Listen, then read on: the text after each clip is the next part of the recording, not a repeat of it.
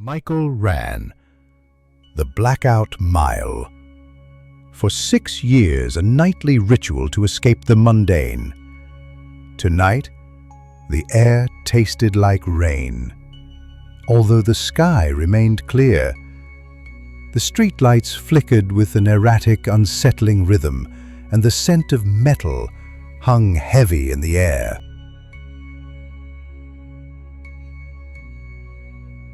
Half a mile in, by the bottle green park bench, the world dissolved into pure, suffocating blackness. Silence descended, absolute and total, as if existence itself had been erased. Then, just as suddenly, sight returned. His mouth tasted of pennies, and his feet burned with an alien fire. Nausea churned within him, a cold dread that settled deep in his bones. Something was wrong, irrevocably wrong. He fled home, his feet leaden with pain, his mind reeling. The house was dark, silent, devoid of the comforting light his wife always left on. A chilling emptiness permeated the air. The clock read 4:30 a.m., an impossible hour. 7 hours, stolen, vanished into the void.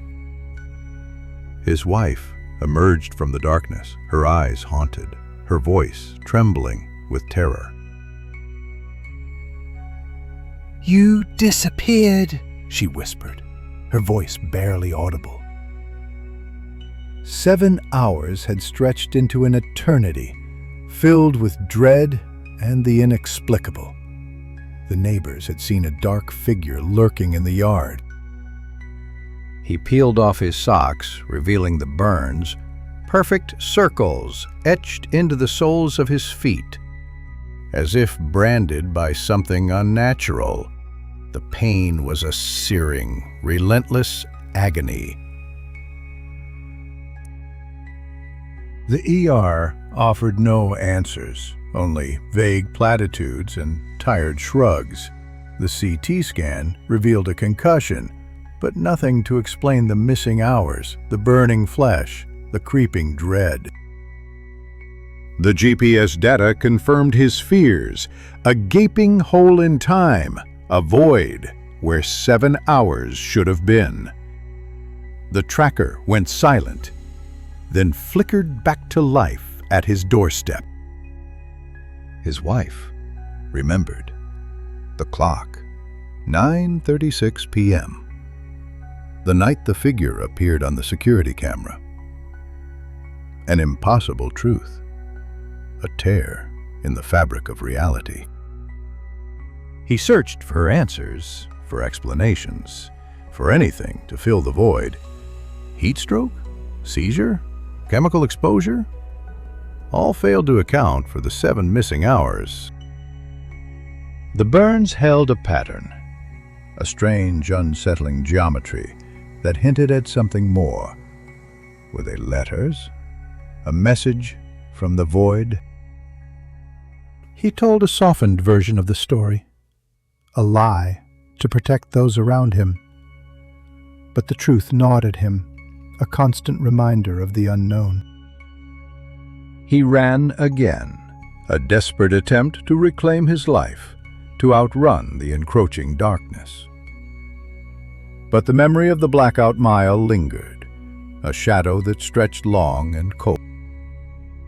Forums offered a strange comfort, a collection of shared experiences, of unexplained anomalies. Glitch in the Matrix? Sleep paralysis with a theater? No one knew for sure. Naming things was a small act of defiance, a futile attempt to control the uncontrollable. But the names felt hollow, inadequate, powerless against the vast unknown. A storm raged outside, mirroring the turmoil within him. The house creaked and groaned, as if possessed by some unseen force. The hallway light flickered, a ghostly blink that sent a chill down his spine. The scent of ozone returned, sharp and metallic, a harbinger of something terrible. He imagined stepping on something hot, a searing pain that echoed in his memory.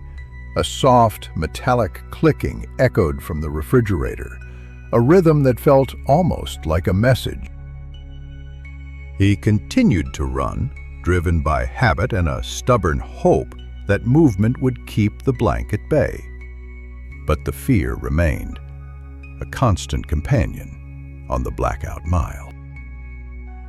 The GPS offered a clean map, a reassurance that everything was as it should be. But sometimes, near the park, a smudge appeared, a glitch in the system, a reminder of the void. He and his wife slept closer now, seeking comfort in each other's presence. But the hallway light remained on, a beacon against the darkness, a reminder of their shared terror.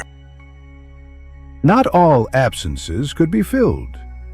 Not all marks had convenient meanings. The scars on his feet twinged when rain was coming, a physical manifestation of the unseen wound. The 5 black seconds sat under his ribs, a small, stubborn thing that made his heart beat quicker at odd hours. The memory of the void, a constant reminder of his vulnerability.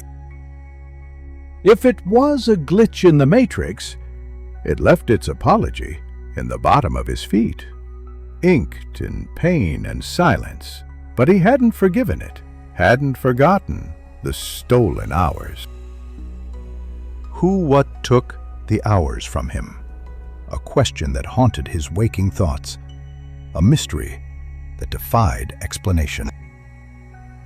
He imagined the dark figure on the security camera, turning, the blink-like flash of the hallway light answering it.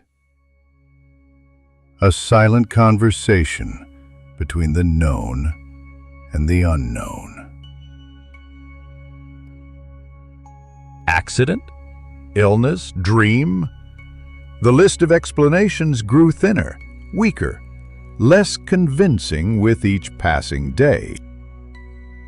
The blank grew heavier, a weight on his soul, a constant reminder of the stolen hours. The void threatened to consume him, to erase his very existence. He ran now with the knowledge that a step could be ordinary until it suddenly wasn't, that the world held secrets, horrors that lurked just beyond the edge of perception.